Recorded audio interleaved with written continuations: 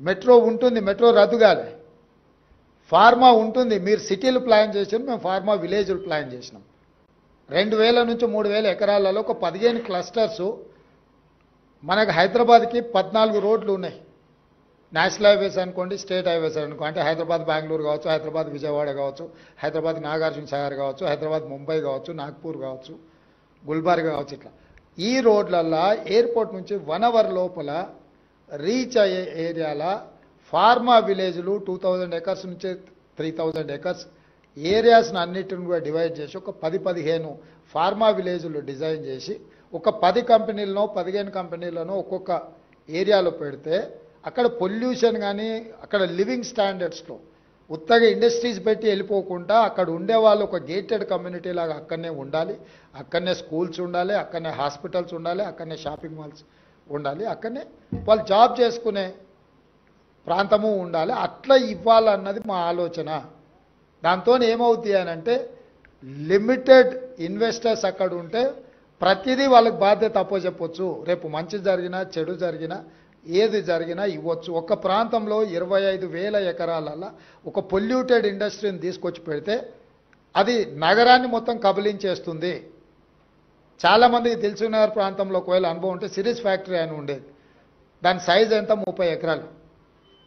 కానీ 30 ఊర్లను అతలాకుతలం చేసి ఆ ఫ్యాక్టరీ ఎత్తేసినాక 10 ఏళ్ళకు కూడా అక్కడ బోర్ వేస్తే ఆ నీళ్లతో వంట వండుకుంటే పసుపు బియ్యం మనము సారబెట్టుకుంటే పచ్చబియ్యం వండుకున్నట్టు ఆ నీళ్ళతో వంట వండితే అట్లుండేది. సో కాబట్టి అపోహలకు లోను కాకండి. మా ప్రభుత్వానికి స్పష్టత ఉంది, స్పష్టమైన విధానాలు. మాకు అర్థం కాకపోతే మీలాంటి అర్థమైన వాళ్ళని పిలిచి కూర్చోబెట్టుకొని మాట్లాడతాము. మేమే మేధావులమని ఇంట్లో కూర్చొని మేము అనుకోము. నేను రాజకీయంగానే నాకు అవగాహన ఉంది, రాజకీయంగా నాకు అవగాహన ఉంది, అది నా వృత్తి. కన్స్ట్రక్షన్ మీ వృత్తి, మీకు అవగాహన ఉంది. కన్స్ట్రక్షన్స్లో ఏమన్నా చేయాలి అని అంటే నేను మిమ్మల్ని అడిగితే ఏం చేస్తే బాగుంటుంది రాష్ట్రానికి అని. పరిపాలన చేయాలి అంటే అధికారులను అడుగుతాం. ఇంకేదైనా నిర్ణయాలు తీసుకోదలుచుకుంటే మహేందర్ రెడ్డి గారు లాంటి సీనియర్ నాయకులను పరిపాలన అనుభవం ఉండి 40 సంవత్సరాలు హైదరాబాద్ రంగారెడ్డి ప్రాంతంలో ప్రతి ప్రాంతం పట్ల అవగాహన ఉంది. ఏ ప్రాంతంలో ఏది పెడితే ఏ ప్రయోజనం ఉంటుందో వారి లాంటి అనుభవజ్ఞుల నుంచి సలహాలు తీసుకుంటాం. మా అంతలో మేమే కూర్చొని అపర మేధావులమని ఆలోచన చేసుకొని అవి రుద్దితే మేడిగడ్డలాగా అయింది. కాబట్టి అట్లాంటి పని చేయదలుచుకోలేదు మా ప్రభుత్వము. 2 రోజులు ఆలస్యమైన అనుభవజ్ఞులతో మాట్లాడతాము, వాళ్ళ సలహాలు సూచనలు తీసుకుంటాము. మేము ఓపెన్ మైండ్తో ఉన్నాము, మాకు బేసజాలు లేవు. ఎవరిదైనా సలహా వింటే మనం చిన్నోళ్ళం అవుతామని అనుకోము. ఎవరైనా సలహా ఇస్తే, అనుభవజ్ఞుడు సలహా ఇస్తే అది ఉపయోగపడితే, అది రాష్ట్రానికి ఉపయోగపడితే అది మాకు ప్రయోజనం, రాష్ట్రానికి ప్రయోజనం. రాజకీయంగా మాకు ప్రయోజనం, ఆర్థికంగా రాష్ట్రానికి ప్రయోజనం ఉంటుంది.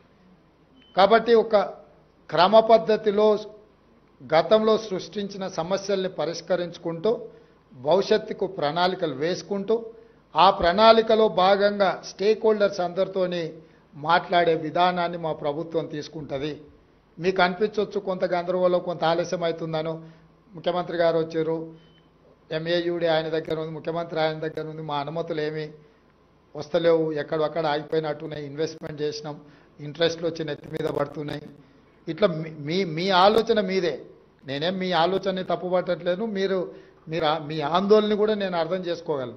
కానీ పరిపాలన ఏందో అర్థం చేసుకోవడానికి నాకు కొంత సమయం కావాలి. నేను కూడా అట్లనే సంతకాలు పెట్టేదాన్ని పెడతాంటే బాలకృష్ణతో పాటు మనం కూడా ఉంటాం. అందుకోసమని నేను ఏం చేస్తున్నానో నాకు అవగాహన ఉండాలని నేను ఎక్కువ నమ్ముతా. చేసేసిన తర్వాత ఇదేందని నేను ఆలోచన చేయను. చేయకంటే ముందు 100 సార్లు ఆలోచన చేస్తా. ఆలోచన చేసినాక నిర్ణయం తీసుకున్నాక ఇంకెవరేం చెప్పినా కూడా నా నిర్ణయం ప్రకారం ముందుకెళ్తా.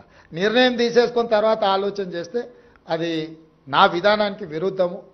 అందుకే హైదరాబాద్ నగరాన్ని ప్రపంచంతో పోటీ పడే నగరంగా తీర్చిదిద్దుదాము. మీకు ఏమున్నా ఏదైనా నా దగ్గరికి రావచ్చు, చెప్పొచ్చు. పర్సనల్ ఎజెండా లేకుండా స్టేట్ ఇంట్రెస్ట్లో వస్తే 100% అక్రాస్ ద టేబుల్ ఆ ఇష్యూస్ని రిజాల్వ్ చేస్తా. పర్సనల్గా కూడా ఏదన్నా ఉంటే అది చట్టపరిధికి లోబడి ఉంటే పర్సనల్గా కూడా ఎవరికైనా పలకడానికి నాకు ఎలాంటి అభ్యంతరం లేదు. చట్టాన్ని ఉల్లంఘించి పర్సనల్గా ఎవరికైనా ఉపయోగపడాలంటే అది నా దగ్గర కుదరదు. ఇప్పటికే మీకు అవగాహన వచ్చి ఉండొచ్చు. నేను నియమిస్తున్న అధికారులను కానీ నేను తీసుకుంటున్న నిర్ణయాలను కానీ ఇంతవరకు నేను అధికారులు ఎవరికైతే అవకాశం వచ్చిందో ఎవ్వరూ నన్ను కలవలేదు, నన్ను అడగలేదు, అంత ధైర్యం ఎవరు చేయలేదు. నేనే కష్టపడే అధికారులు, రాష్ట్ర నిర్మాణంలో ఉపయోగపడే అధికారులు ట్రాన్స్పరెంట్గా పరిపాలన అందిస్తారు,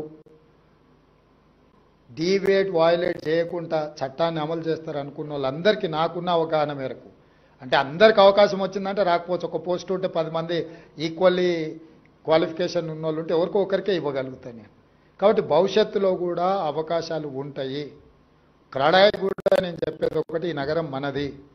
ప్రపంచంలో ఏ నగరానికైనా గుర్తింపు ఏంటంటే బిల్డర్స్ కట్టిన ల్యాండ్ మార్క్సే. నీకు న్యూయార్క్లో పోతే స్టాచ్యూ ఆఫ్ లిబర్టీ అంటారు, హైదరాబాద్కి పోతే చార్మినార్ అంటారు, ఢిల్లీకి పోతే ఇండియా గేట్, ఇవన్నీ ఎవరో ఒక బిల్డర్స్ కట్టినట్టువే కదా. సో ప్రపంచంలో ఏదైనా ల్యాండ్ మార్క్ డెవలప్మెంట్ అనేది మీలాంటి బిల్డర్స్ నిర్మించిన నిర్మాణాలే. ఈ హైదరాబాద్ నగరాన్ని కూడా అద్భుతంగా తీర్చిదిద్దుకుందాము. మీ ఇండస్ట్రీకి అవుట్ అండ్ అవుట్ సపోర్ట్ చేస్తాను. నాకు రియల్ ఎస్టేట్ పట్ల సంపూర్ణమైన అవగాహన ఉన్నది. నాకు రాజకీయంతో పాటు ఇంకొక ఫీల్డ్లో ఏమన్నా కొంత అవగాహన ఉందంటే అది real estate and construction. So నాకు అవగాహన లేదని అనుకోకండి. నిర్ణయాలు చేసే ముందు ఆచితూచి కొంచెం దీర్ఘకాలికంగా ఉపయోగపడే నిర్ణయం తీసుకోవాలనే విధానంలో ముందుకు వెళ్తున్నాం. తొందరలో మీకు కావాల్సిన పనులు మీరు ఏమైనా చెప్పదలుచుకున్నా డెఫినెట్గా మా పేషీ అధికారులు అందుబాటులో ఉంటారు. నేను అప్పుడు అమాసకో పుణ్యానికో కనిపించటోని కాదు, ప్రతిరోజు కనిపిస్తా, ప్రతిరోజు కలుస్తా. కాబట్టి మీ అందరికీ మా అధికారులకు కూడా ముఖ్యంగా నాగిరెడ్డిని నేను అభినందిస్తున్నా. కనీసం ఇనిషియేట్ చేసి మిమ్మల్ని అందరినీ కోఆర్డినేట్ చేసి వాళ్ళకంటూ గుర్తింపు ఉండే ఒక భవనాన్ని నిర్మించుకున్నాను. అట్లీస్ట్ ఫైర్ డిపార్ట్మెంట్ ఏడుందంటే ఇప్పుడు ఒక అడ్రస్ దొరికింది. సో ఎవరికైనా ఒక అంటే ఏమంటారు, ఒక అడ్రస్ ఉండాలి, అత్తపత్త క్యాయ్ అంటారు కదా. అట్లా భవిష్యత్తులో కూడా ఆ డిపార్ట్మెంట్కి నా సూచన, ఏదైనా ఇంకా ఏమైనా మీరు చేయగలిగిందంటే మీరు చేయండి. నాకు తెలిసి ఆ డిపార్ట్మెంట్ శాంక్షన్ పోస్ట్ 3000 అనుకుంటా. మొన్న 491 భర్తీ చేసిన అయినా 2000కే చేరినట్టుండ్రు. ఇంకా 1000 ఖాళీలను కూడా తొందరలోనే మా ప్రభుత్వం నియమిస్తుంది. మీకు కావాల్సిన విధంగా అదేవిధంగా డిపార్ట్మెంట్లో కొంతమంది అధికారుల కింద ముందు వస్తూ నాగిరెడ్డి గారు చెప్పిండ్రు, పోలీస్ డిపార్ట్మెంట్లో ఏదైనా యాక్సిడెంట్ అయ్యి ఏదైనా ప్రమాదవశాత్తు ఎవరైనా చనిపోతే వాళ్ళకి ఇచ్చే ఇన్సూరెన్సు ఇతర వసతులు మా ఫైర్ డిపార్ట్మెంట్ కూడా ఇవ్వాలని చెప్పిండు. అదేం పెద్ద కోరిక కాదు, అది మా బాధ్యత. తప్పకుండా పోలీస్ డిపార్ట్మెంట్లో ఉండే వాళ్ళకు ఏవైతే ఫెసిలిటీస్ ఉన్నాయో 100% ఫైర్ సేఫ్టీ డిపార్ట్మెంట్ కూడా ఇవ్వడానికి మా ప్రభుత్వం నిర్ణయం తీసుకుంటామని తెలియజేస్తూ మీ అందరి దగ్గర సెలవు తీసుకుంటాం.